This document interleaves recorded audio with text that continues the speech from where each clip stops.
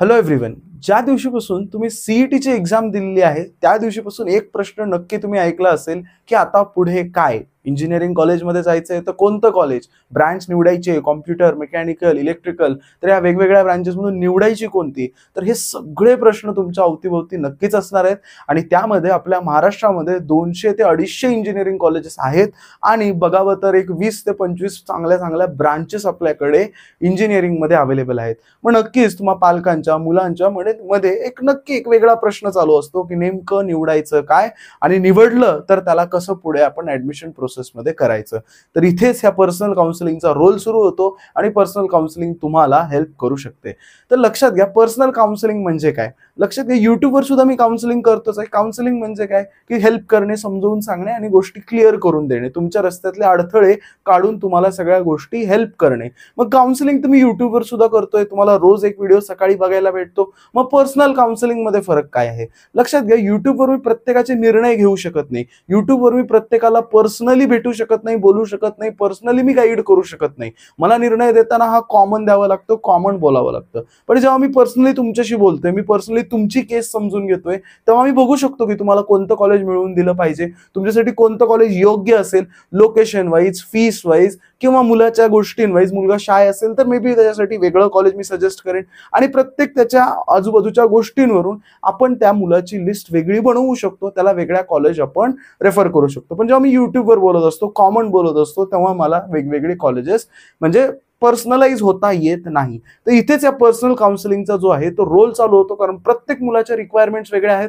प्रत्येक मुलगा युनिक आहे, प्रत्येक मुलाचे पर्सेंटेज वेगळे आहेत, प्रत्येक मुलाची लोकेशन वेगळी आहे, प्रत्येक मुलाची जी केस स्टडी असते ती पूर्णपणे वेगळी असते. त्यामुळे पर्सनल काउन्सिलिंग आमच्यासाठी थोडंसं सोयीस्कर होतं आणि तुमच्यासाठी सुद्धा, की तुमचे जे पर्सनलाइज डिसिजन्स असतात त्याच्यामध्ये आम्ही तुम्हाला हेल्प करू शकतो. मग आता हे तुमच्या लक्षात आलं असेल की नेमकं पर्सनल काउन्सिलिंग म्हणजे काय. आता पर्सनल काउन्सिलिंग कोणी घ्यावी, कशासाठी घ्यावी, याचा थोडासा पर्सनल काउन्सिलिंगचा उद्देश काय हे समजून घेऊया. माझा पर्सनल काउन्सिलिंगचा उद्देश ऑफकोर्स असेल की तुम्हाला जे तुमचं ड्रीम कॉलेज आहे ते नक्की तुम्हाला मिळवून द्यायचंय. सगळ्यात पहिला पॉईंट काय माहिती पर्सनल काउन्सिलिंगचा, किंवा मला या काउन्सिलिंग मधून काय साध्य करायचंय, तर तुम्हाला जे बेस्ट तुमच्या मार्काप्रमाणे कॉलेज मिळतं ते मला तुम्हाला मिळवून द्यायचंय. काय होतं की आपल्याला बऱ्याचदा माहिती नसते की हे कॉलेज मला मिळू शकतं, ही ब्रांच मला मिळू शकत होती, किंवा ऍडमिशन झाल्यानंतर समजतं की मी जर माझ्या ऑप्शन फॉर्म मध्ये किंवा कॉलेजच्या लिस्टमध्ये हे कॉलेज आणि ही ब्रांच ठेवली असती तर मला फायदा झाला असता. किंवा बऱ्याचशा मुलांना फायनल इयर मध्ये जाऊन कळतं की आपल्या कॉलेजमध्ये तर प्लेसमेंटच नाहीयेत. इतके चांगले कित्येक मुलं खूप छान छान पर्सेंटेज आणतात, कित्येक मुलांना चांगले मार्क्स येतात. मग मार्क्स आले म्हणजे आपलं काम झालं का? नाही. मार्क्स आले म्हणजे इथून खरी जबाबदारी पालकांची सुरू झाली, मुलांची सुरू झाली की आपल्याला त्या मार्क्स प्रमाणे चांगलं कॉलेज मिळवायचं. म्हणून पहिला पॉईंट काय असेल, द कॉलेज यू डिझर्व. जे तुम्हाला कॉलेज मिळालंच पाहिजे, जे तुम्ही कॉलेज तुमच्या मार्काप्रमाणे तुम्हाला मिळतं ते तुम्हाला मिळवून देणं ही माझी पहिली जबाबदारी असेल. दुसरी जबाबदारी म्हणजे हे सगळा आटापिटा आपण करतोय कशासाठी, कॉलेज मिळवणं, ब्रांच मिळवणं, कॉलेज, ब्रांच, शिक्षण, हे सगळं कशासाठी चालू आहे, पैसे कमवण्यासाठी. किंवा मला सगळ्या पालकांचं स्वप्न एकच आहे की मला माझ्या मुलाला छानशी कधी नोकरी असावी, चांगलं पॅकेज असावं, चांगल्या ठिकाणी तो सेटल व्हावा, आणि मुलांचं हेच स्वप्न आहे. मग यासाठी तुम्हाला तुमच्या कॉलेजमध्ये प्लेसमेंट असणं गरजेचं आहे. तर असं एखादं कॉलेज जे तुम्ही डिझर्व करता आणि त्या कॉलेजमध्ये प्लेसमेंट्स आहेत, चांगलं कॉलेज आहे, हे मिळवणं माझी जिम्मेदारी आहे. आणि तिसरा पॉईंट म्हणजे लक्षात घ्या, कॉलेजेस म्हणजे नुसतं कॉलेजमध्ये ऍडमिशन घेतलं म्हणजे होत नसतं. इंजिनिअरिंग ही एक टेक्निकल फील्ड आहे. असे कॉलेजेस जे रिसर्च पेपरला प्रमोट करतात, असे कॉलेजेस जे बाकीच्या कल्चरल ऍक्टिव्हिटीजला तुम्हाला प्रमोट करतील, असे कॉलेजेस जे तुम्हाला अब्रॉड एज्युकेशन आहे किंवा अशा गोष्टींमध्ये सुद्धा तुम्हाला हेल्प करतील, आणि कॉलेज वाईज ज्या कॉलेजचं नेचर चांगलं आहे अशा कॉलेजमध्ये तुम्हाला नेणं किंवा तुमचं ऍडमिशन करणं हे माझं टार्गेट असेल, हे माझं गोल असेल. किंवा पर्सनल काउन्सिलिंग मधून आपण या 3 गोष्टी साध्य करणार आहोत. तुम्हाला जे कॉलेज मिळतंच, जे तुमच्या मार्काने तुम्हाला मिळवता येऊ शकतं, जे की बेस्ट मिळतं येतं, ते आपल्याला मिळवायचंय. असं कॉलेज आपल्याला शोधायचंय की ज्याच्यामध्ये खूप चांगले प्लेसमेंट्स असतील, चांगले त्याच्या प्लेसमेंट्स रेकॉर्ड्स असतील. आणि तिसरी गोष्ट, एखादा ऍक्टिव्ह कॉलेज जे की बाकीच्याही गोष्टी असतात. लक्षात घ्या, फक्त अभ्यास नसतो, अभ्यास तर करायचाच आहे. रिसर्च पेपर असतात, कित्येक मुलं DRDO, इस्रो अशा एक्झामसाठी प्रिपेअर करतात, काही मुलं सिव्हिल सर्व्हिसेससाठी प्रिपेअर करतात. तर अशाही गोष्टींमध्ये तुम्हाला त्या कॉलेजने मदत केली पाहिजे असं कॉलेज आपल्याला शोधायचंय. मग ठीक आहे, हे झालं आपल्याला काय करायचंय. आपल्याला काय करायचं नाहीये. एक चूक तुमचे एवढे सगळे मार्क्स पाण्यामध्ये करू शकते. का? लक्षात घ्या. सगळ्यात पहिली गोष्ट, असे कित्येक कॉलेजेस आहेत की ज्यांनी फेक प्लेसमेंट दाखवलेत, 3-4 वर्षाचे रेकॉर्ड एकत्र केलेत आणि दाखवून टाकलेत. मग काय होतं, फेक कॉलेजेस दिसतात. दिसायला काय त्यांच्या वेबसाईटवर तुम्ही टाकलेलं असतं त्यांनी, पण तुम्हाला ते माहित नसतं की कसं अनालिसिस करायचं. आता मी या फील्डमध्ये 5 ते 6 वर्ष झाले आणि त्याच्यावर आधी मी 4 वर्ष इंजिनिअरिंगच केलेली आहे. त्यामुळे 9 वर्ष ऑलमोस्ट होत आले की मी या इंजिनिअरिंग क्षेत्रामध्ये फिरतोय.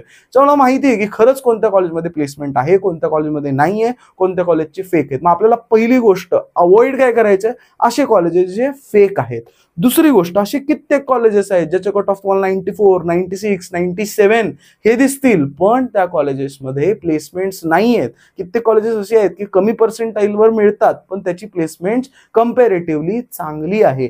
अशी मी तुम्हाला कित्येक कॉलेज, आता जेव्हा आपली काउन्सिलिंग सेशन्स होतील तेव्हा मी तुम्हाला नक्की दाखवेन की कॉलेजेसचा कट ऑफ 97 असेल पण त्याच्या प्लेसमेंट्स ह्या 90%च्या कॉलेज इतक्या सुद्धा नसतील. त्याच्यामुळे कॉलेजचे असे फेक जे कॉलेजेस आहेत ते आपल्याला अवॉइड करायचे आहेत, ते आपल्याला आपल्या करिअरमध्ये नको आहेत. आता अजून एक महत्वाची गोष्ट, चुका कुठे होतात, काय अवॉइड करायचं आपल्याला पर्सनल काउन्सिलिंगच्या माध्यमातून.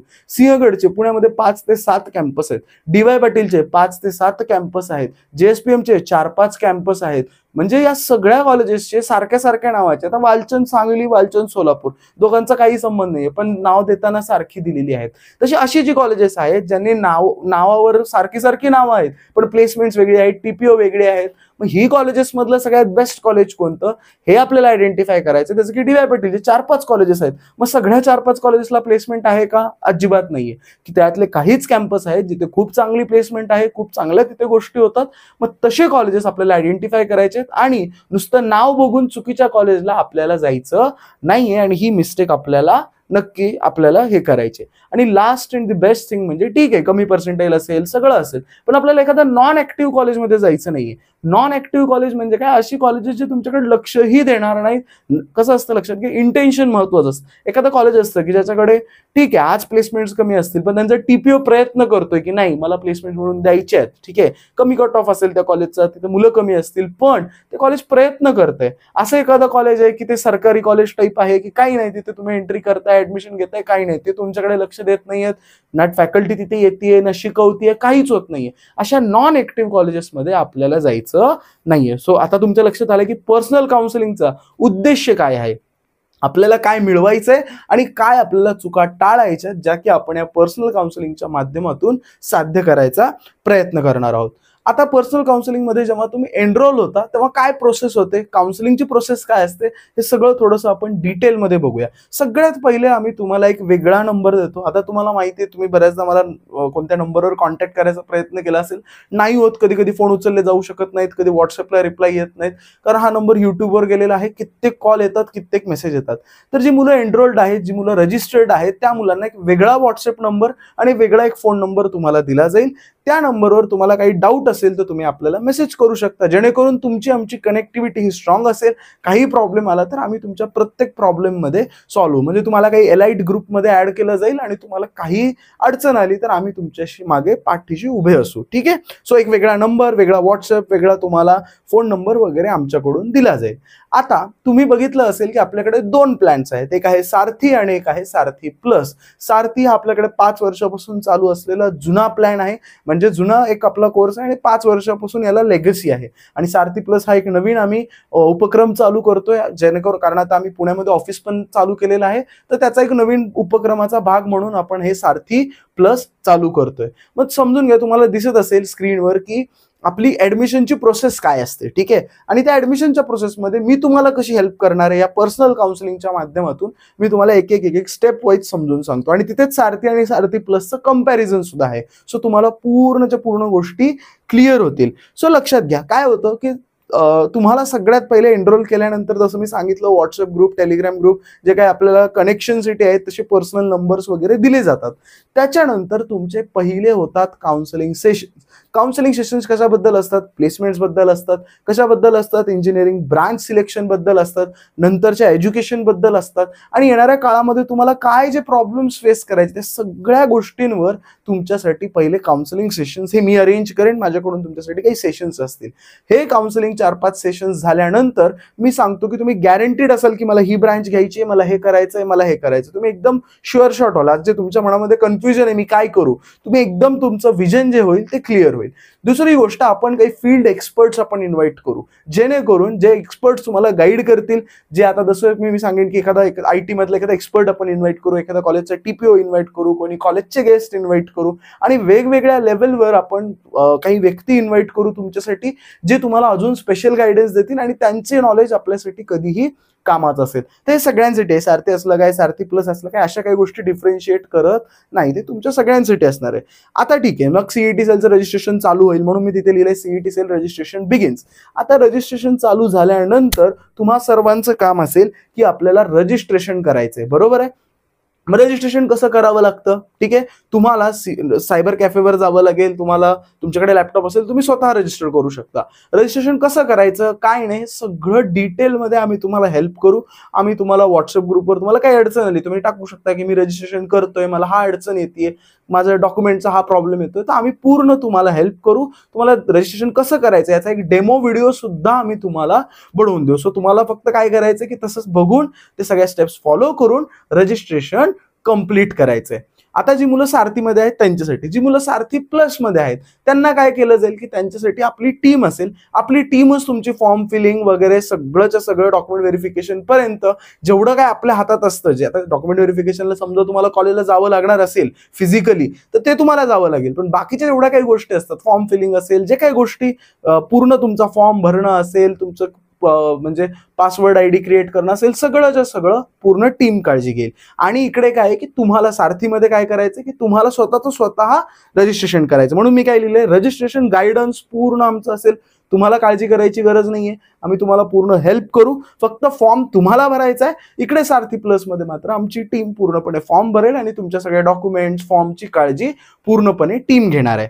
त्याच्यानंतर आता लक्षात घ्या, नुसतं रजिस्ट्रेशन झालं म्हणजे काम झालं का, नाही. रजिस्ट्रेशन झाल्यानंतर सुरू होते कॅप राऊंड्स, ठीक आहे. कॅप राऊंड म्हणजे काय की आपल्याला कॉलेजची लिस्ट बनवायची असते. मग या रजिस्ट्रेशन प्रोसेस टू या कॅप राऊंडच्या प्रोसेसमध्ये आम्ही काय करणार आहे, तुमचे कॅप राऊंडची जी एक लिस्ट असते ती आपण बनवणार आहे. जसं मी सांगितलं, मी तुमची लिस्ट बनवताना तुमचं आणि माझं एक पर्सनल सेशन होईल. 3 ते 4च मुलं असतील जे तुमच्या पर्सेंटाईलचे असतील. आपला एक झूम कॉल आपण शेड्यूल करू तुमच्या आणि माझ्या कन्व्हिनियन्स प्रमाणे, आणि मी प्रत्येकाचं समजून घेईल की तुम्हाला काय गरज आहे.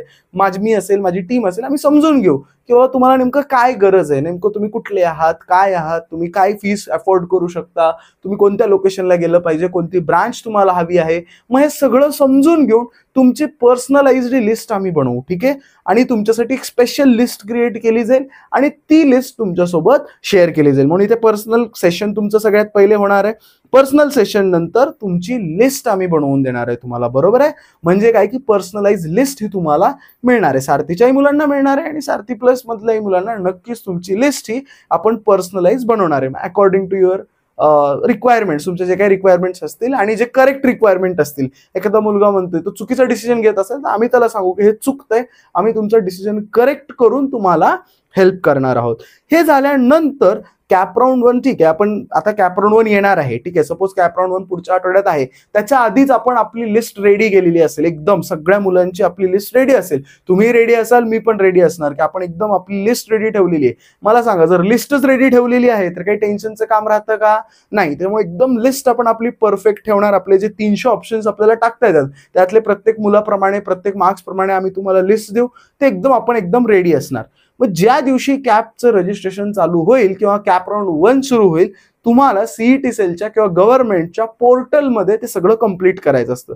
आम्ही दिलेली लिस्ट तुम्हाला तशाच तशी, तुम्ही सायबर कॅफेवर जाऊन सुद्धा तुम्ही ती लिस्ट तशाच तशी तिथे टाकू शकता. तुमच्या घरी लॅपटॉप असेल तर तुम्ही तुमचं त्याच्यामध्ये भरू शकता. आणि त्याच्यामध्ये जर तुम्हाला काही अडचण येत असेल ती लिस्ट भरताना, फॉर्म भरताना, तर आम्ही तुमच्या सोबत असू. पूर्ण ते 3 दिवस असतात, ते 3 दिवस आम्ही तुमच्या सोबत असू. तुम्हाला काहीही अडचण आली तर आम्ही तुमच्या सोबत असणार आहेतच. आणि सारथी प्लस मध्ये मात्र तुमची जी फॉर्म फिलिंग आहे ती आम्हीच करू, ठीक आहे. तुम्हाला ते करायचं नाही. आमची टीम तुम्हाला ऑनलाईन पद्धतीने म्हणजे स्क्रीन शेअर करेल गुगल मीट किंवा झूम त्या सिच्युएशन प्रमाणे, आणि तुमची पूर्णच्या पूर्ण फॉर्म फिलिंग ही पूर्ण टीम करणार आहे. तुम्हाला त्याच्याकडे लक्ष द्यायची गरज नाहीये. ऑफकोर्स फॉर्म भरून झाल्यावर तुम्हाला रिव्ह्यूला दाखवला जाईल, सगळ्या गोष्टी तुम्ही करणार आहे, बट तुमच्या फॉर्मची पण काळजी जी आहे ती आमच्याकडे आहे.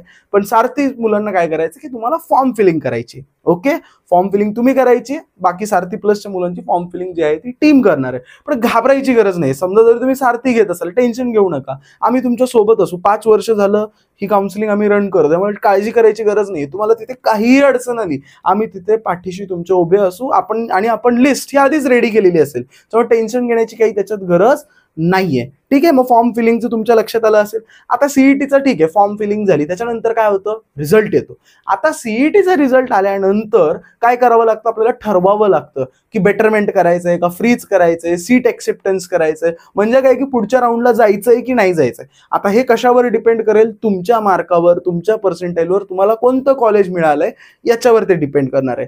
त्याचा डिसिजन मी तुम्हाला सांगेन की बाबा तुम्हाला बेटरमेंट करायचंय का फ्रीज करायचं. प्रत्येक मुलाला माझ्याकडून डिसिजन कन्वे केला जाईल की तुम्हाला काय करायचंय, बेटरमेंट का फ्रीज.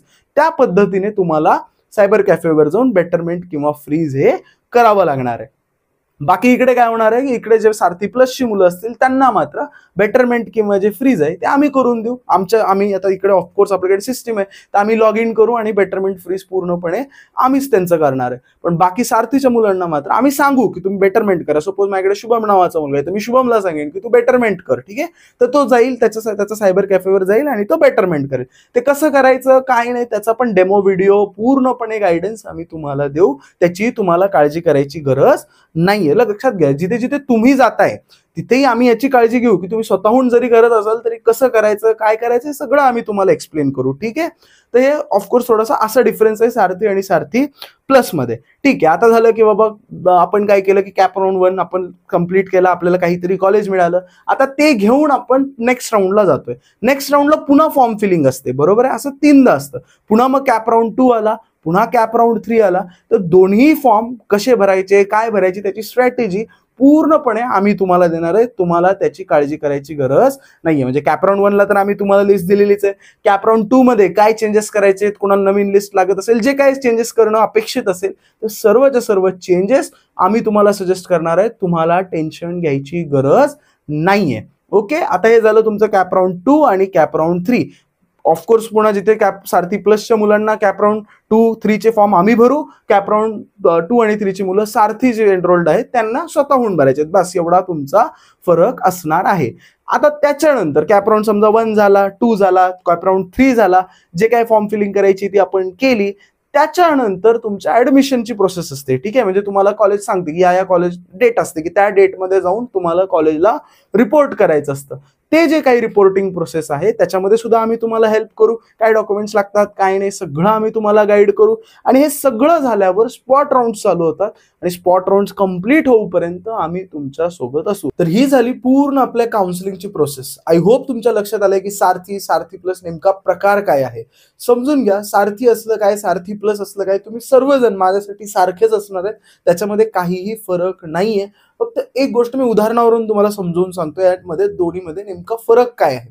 समजून घ्या की तुम्ही एखाद्या ड्रायव्हिंग स्कूलमध्ये आहात किंवा तुम्ही गाडी चालवताय. ठीक आहे, आणि तुम्ही गाडी चालवताना आपल्याला कुठेतरी फिरायला जायचंय, कुठल्या तरी आपल्याला एका लोकेशनवर जायचंय. तर जेव्हा आपण सारथी म्हणतो ना, सारथीमध्ये तुम्ही गाडी चालवणार आहात, मी तुमच्या बाजूच्या सीटवर बसणार आहे आणि मी तुम्हाला गाईड करणार. जसं गुगल मॅप सांगतं राईट घ्या, लेफ्ट घ्या, राईटला जाणं गरजेचं आहे, लेफ्टला जाणं गरजेचं आहे. म्हणजे स्टेअरिंग असणार आहे ते तुमच्या हातामध्ये असणार आहे आणि तुम्हाला व्यवस्थित गाडी चालवायची आहे. बाकी काही प्रॉब्लेम नाही, पण गायडन्ससाठी पूर्णपणे मी तुमच्या सोबत असणार आहे.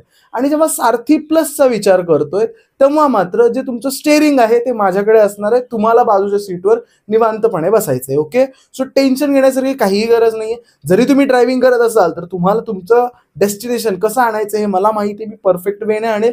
पण जर तुम्हाला भीती वाटत असेल, तुम्ही या प्रोसेसमधून पहिल्यांदा जात असाल, तुमच्याकडे फॉर्म फिलिंग वगैरे या करण्याच्या एवढ्या सुविधा नसतील, म्हणजे लक्षात घ्या, ज्याने आधी गाडी चालवलेली आहे, ज्याला कॉन्फिडन्स आहे, त्याला सारथी घेण्यामध्ये काही प्रॉब्लेम नाही.